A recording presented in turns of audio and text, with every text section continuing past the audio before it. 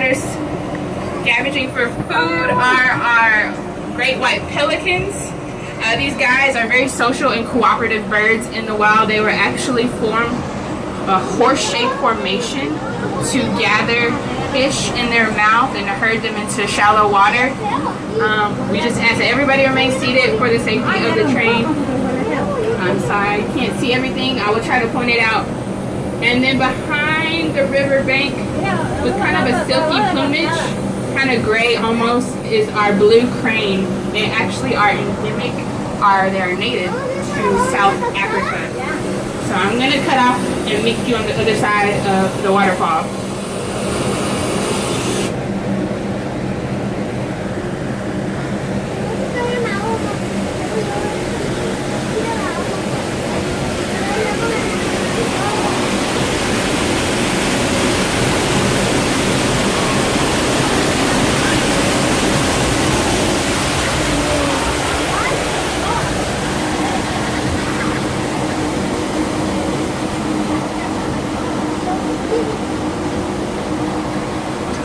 Alright, I hope you enjoyed that.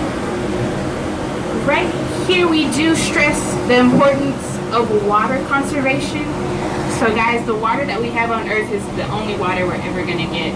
And so just looking at the simple actions that we perform every day can have a tremendous impact on our environment. So brushing your teeth, for instance. You brush your teeth. You don't. No judgment from me.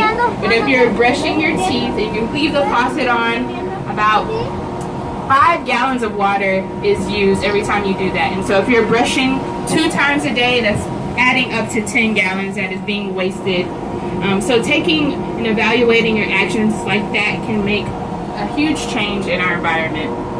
So as we leave the Great Rift Valley, we will spot in our next habitat a very beautiful antelope. It has a kind of chestnut brown coat and those vertical white stripes. It's called a bongo, that distinct black snout as well. The bongo is unfortunately endangered, critically endangered, but it is a part of the SSP program that we have here at the Dallas Zoo. The SSP stands for the Species Survival Plan, and it is a plan that many zoos internationally take a part of in finding genetically matched animals to pair them up to breed and hopefully reproduce to reintroduce them back into their endangered environments. And we are going to meet a couple of more animals who are part of that plan as well as we enter the Sahara Desert.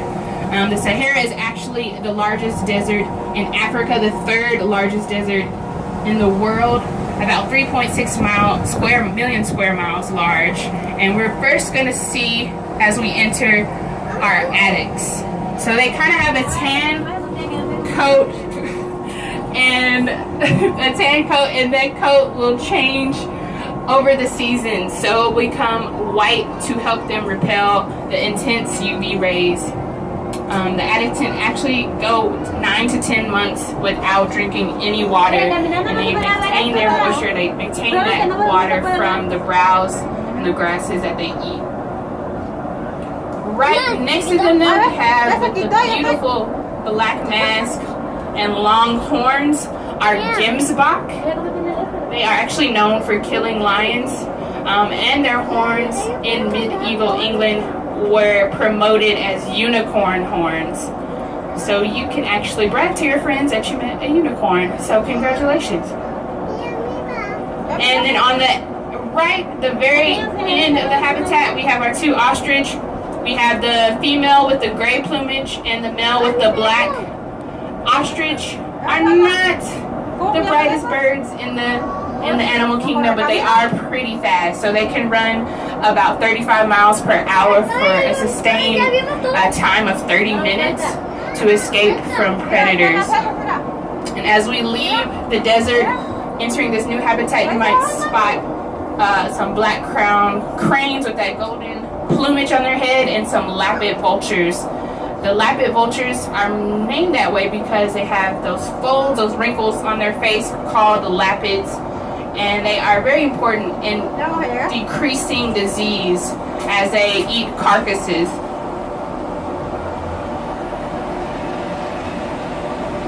As we enter this new habitat, though, you might very well see, I think this is the best all day, our Nyala. They have similar traits to the bongo, have those white vertical stripes, but they're very distinct with that white line on their spine and those spots on their back.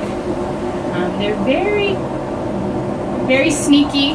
They follow baboons as they scavenge the trees and they eat the fallen fruit the baboons drop. Pretty smart, pretty smart. We are entering now, though, the Serengeti. And this time, it is a great time to use that field guide in front of you. I do spot mainly our marabou stork, just kind of resting around the habitat. The marabou stork has a not so pretty adaptation. It will excrete on its feet to use that as kind of a suntan lotion to protect them from intense heat. Yeah, not the most beautiful thing. I don't know, did anybody see? Oh.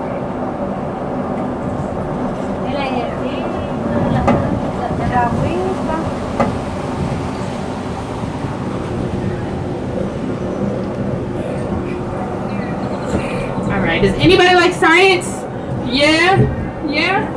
Alright, I think just being curious about your environment makes you an excellent candidate to be a scientist. And this next exhibit relates to one of the most famous scientists in the animal world, I would say. Dr. Jane Goodall, she spent over 55 years of her life researching the behavior of chimpanzees. She's actually the first to find out their use of tools and to study their different cultures. But before we look down to see our amazing chimpanzee troop, I do want to point out to your right a great view of the Dallas skyline. I love that view. But below us, 3-generation chimpanzee troop, our youngest, a shindy. But they are just lounging around on the platform. One is doing a handstand, I guess.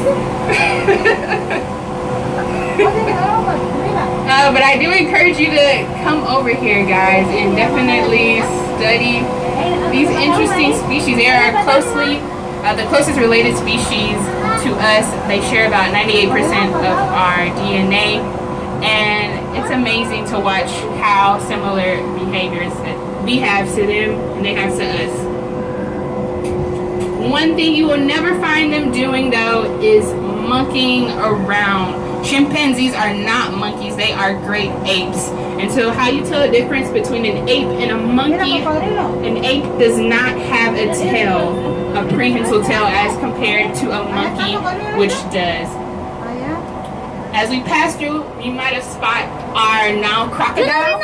The Nile crocodile is the largest predator in Africa. It can weigh up to 2,000 pounds. And it might seem like a lazy couch potato just sitting there, but it is an